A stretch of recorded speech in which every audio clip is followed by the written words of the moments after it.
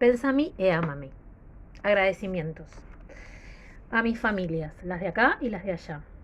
A quienes preservaron rastros de historia común, me contaron sus recuerdos y los de nuestros mayores, me ayudaron a traducir, me pasaron recetas y me invitaron a saborearlas, compartieron conmigo un pedacito de vida.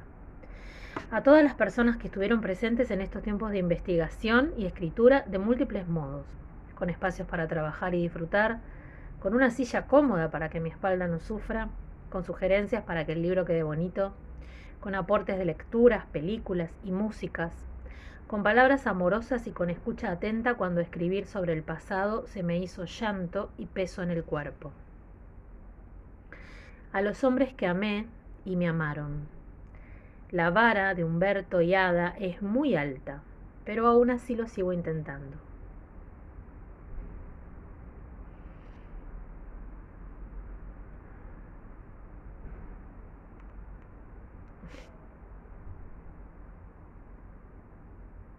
Prólogo. No, el prólogo no lo voy a leer porque está escrito por mi primo Tito y es una sorpresa.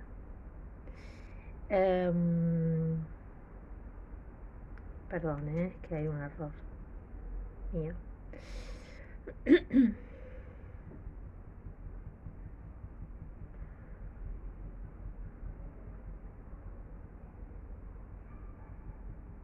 Presentación. ¿Cuándo comienza a escribirse un libro? ¿Cuándo el deseo se hace escritura? Tengo una respuesta para estas preguntas y se la robé al enorme periodista e investigador Rogelio García Lupo. Alguna vez le leí decir que cuando los papeles, anotaciones, copias de expedientes, fotos, legajos y libros se amontonan en cajas, escritorios y estantes, es hora de sentarse a escribir. Así lo hice cada vez que eso me sucedió. Así escribí libros sobre cárceles. Perdón, estoy haciendo una corrección, sobre hechos brutales del pasado reciente, sobre una experiencia militante, personal y colectiva, sobre niños con sus padres presos. El punto es que en este caso, además de documentos y vivencias, se me amontonan olores, sabores, risas, palabras, secretos, viajes al origen, acentos, recetas guardadas como tesoros, la sangre que me corre por las venas. Soy yo, de niña, escuchando hablar un idioma que no termino de entender. Es mi padre las mañanas de domingo haciendo fuentes de frappe que descubro al despertar pero huelo antes, semidormida. Son unos días, quizás solo un día de cada año, el último de los días de cada año, en que somos aquello que más nos gusta ser.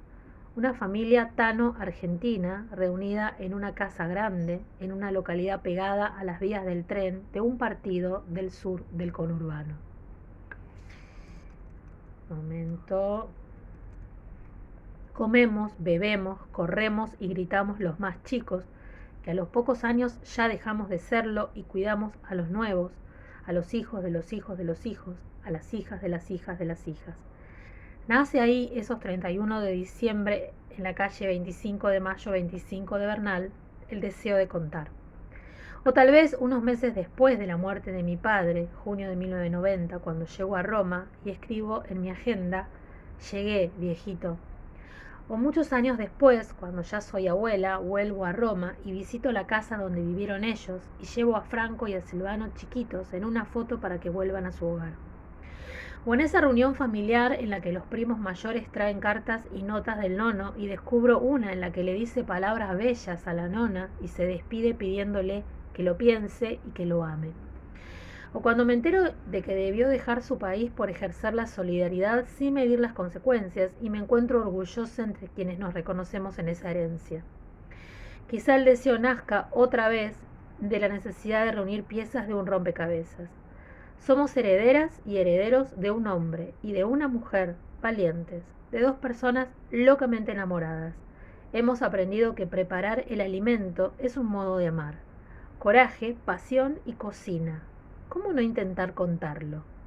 Eso es Pensami y Amami, un intento de ofrenda especialmente para Orieta, Liliana, Franco, Silvano, Jorge y Luana. Y para cada uno y cada una de quienes andamos por el mundo llevando un poquito de Ada y de Humberto y de la tía Olga. De esa tríada elijo tomarme para contar. Al final, como hacía Orieta cada vez que comíamos sus delicias, voy a preguntarles: ¿y cómo está? Esperando, claro, siempre una sola y misma respuesta.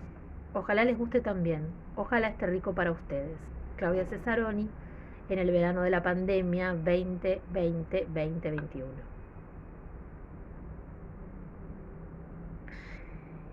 Voy a leer de la primera parte, el primer capítulo, que se llama Ada y Umberto, el encuentro 1.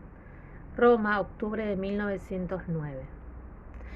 Vederti, udirte, e non amarti, umana cosa non è.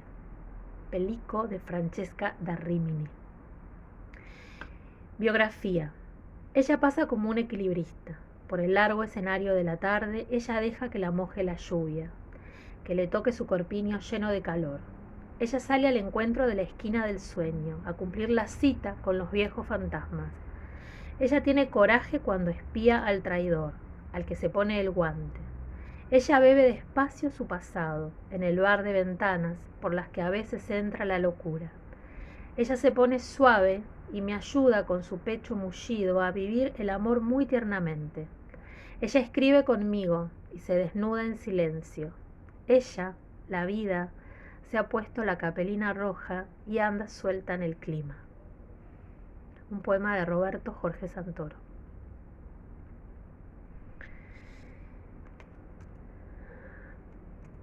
Humberto corría bajo la lluvia cargado de papeles y de libros que a duras penas lograba proteger del agua.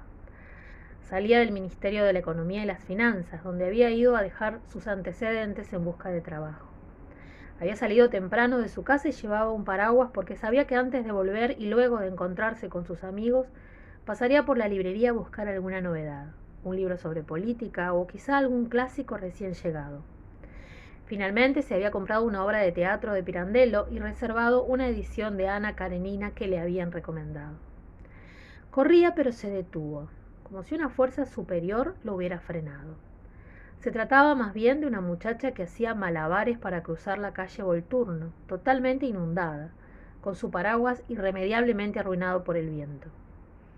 Lo que detuvo a Humberto fue la sonrisa de Ada, que le iluminaba el rostro y le impedía, porque era casi carcajada, resolver el cruce sin empaparse más de lo que ya lo estaba. Entonces él se olvidó de cuidar su libro y sus papeles, mucho menos su traje, y se acercó. La protegió con su paraguas todavía entero y le ofreció el brazo para que ella se tomara de él y cruzara segura. A Ada le gustó ese muchacho no muy alto que la miraba como si la conociera desde siempre, pero a la vez con una seriedad de otro mundo, y no dudó. Aceptó paraguas, brazo y cruce de a dos. Ella con su sonrisa, él grave, llegaron del otro lado de la calle, se presentaron, cambiaron señas y quedaron en volver a verse algún día.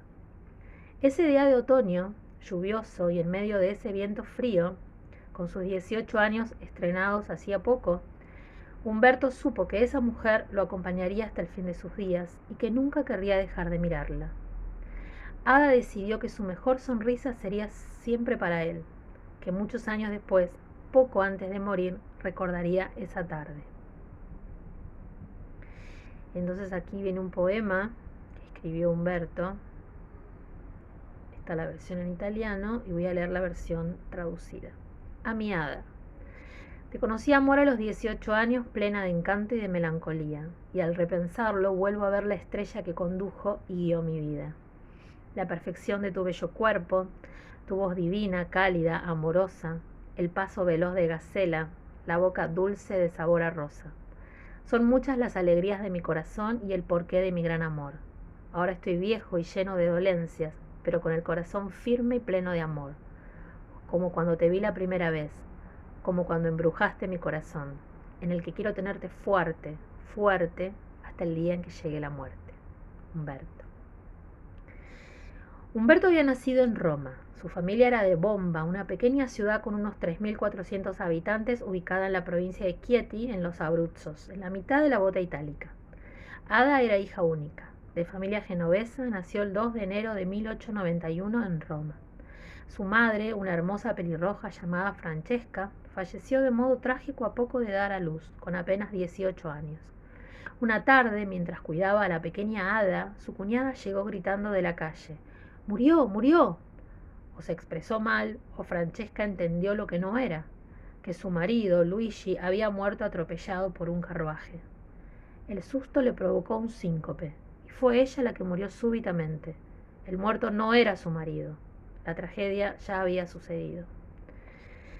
Acá, Ada creció sin mamá, al cuidado de unas tías un poco severas de las que se escapaba persiguiendo a los organilleros, hasta que su padre volvió a casarse con una mujer que la crió amorosamente. Humberto era un poco menor que Ada. Hijo de Luigi y de Anita Giancaino, nació también en 1891, pero varios meses más tarde, el 24 de septiembre. Tenía 3 hermanas, una 8 años mayor, Antonia, y 2 más pequeñas, Cándida, 6 años menor, y la pequeña Olga, 8. Cuando Olga cumplió 10 años, el 28 de diciembre de 1909, su hermano le prometió llevarla a comer castañas y a pasear por el centro de la ciudad. Aprovechó la ocasión e invitó a Ada a acompañarlos. Su novia ese día conoció a la niña que años después sería la tía que se ocuparía de criar a sus hijos y a los hijos de sus hijos. Esa tarde helada de diciembre apenas intercambiaron palabras. Una porque Ada y Humberto solo se ocupaban de mirarse embelesados. Otra porque Olga era tímida y no le gustaba mucho el espectáculo de ver a su hermano adorado hecho un tonto por esa muchacha. No era la primera vez que conocía a alguna chica cerca de Humberto, pero, como él, supo que esta sería la última. Poco después, Humberto y Ada formalizaron su noviazgo. Hubo comidas en casa de uno y de la otra y sus familias aceptaron complacidas a la pareja. Humberto se había recibido con excelentes notas como ragioniere, contador, y ayudaba en el negocio de alimentación que regenteaba su padre, de cuya caja a veces se llevaba algunas liras para sostener sus otras pasiones, el periodismo y la militancia política. O más bien, el periodismo al servicio de las ideas socialistas que abrazó desde adolescente.